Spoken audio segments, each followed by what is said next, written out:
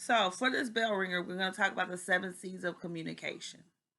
Okay, within communication, there are 7 C's that you need to follow.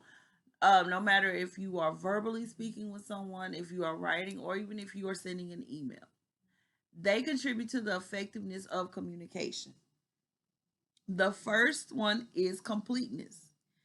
It is very important that you provide all necessary information and answers all the questions that are asked. Okay, this comes from the sender and the receiver. So if you are the sender, you need to make sure you're asking all questions so the receiver can be able to decode and answer those questions. Okay, when you are doing completeness in the communication line, you need to make sure you do who, what, when, where, and why. The example at the bottom shows email subject line for job. That's incomplete if that's an email subject line. It can be for the position of marketing executive. That lets the person know that is reading it what the email is going to be about.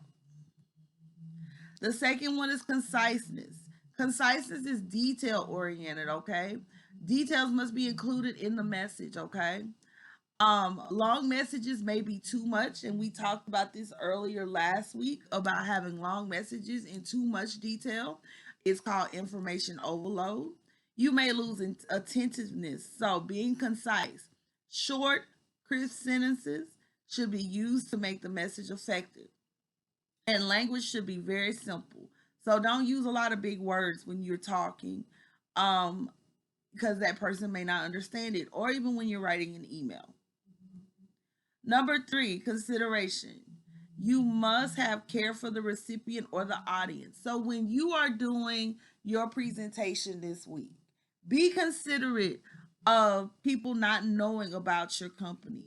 Tell as much as you can, okay? You should be considerate towards the needs and the emotions of the receiver, okay? So your audience is going to be your receiver. Um, you need to make sure you emphasize things that are very important to you. Number four, concreteness, okay? Knowing facts, being vivid, being definite, being very specific on facts and figures, okay? Clarity, it means one must use precise and concrete and familiar words. Communication has to be as clear as possible. Careful planning, okay? When, where, why. How to communicate makes communication effective. The effective. For example, rather than saying dispatch this mail as early as possible, we should say dispatch this mail latest but the latest by tomorrow morning. Okay? That's giving very specific instructions. Number six, courtesy.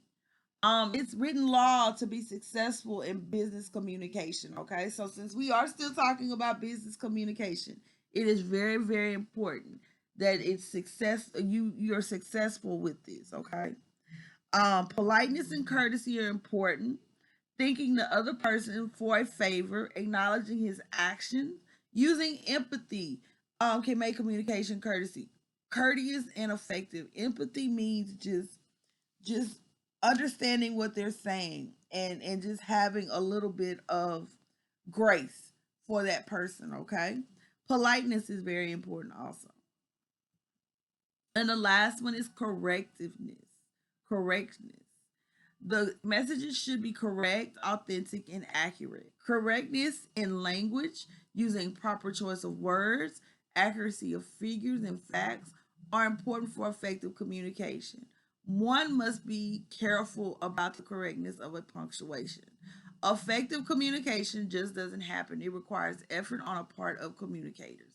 When you are doing your presentation, guys, think of these 7 C's of communication when you're up there giving your presentations. Okay, now you're going to do your bell ringer.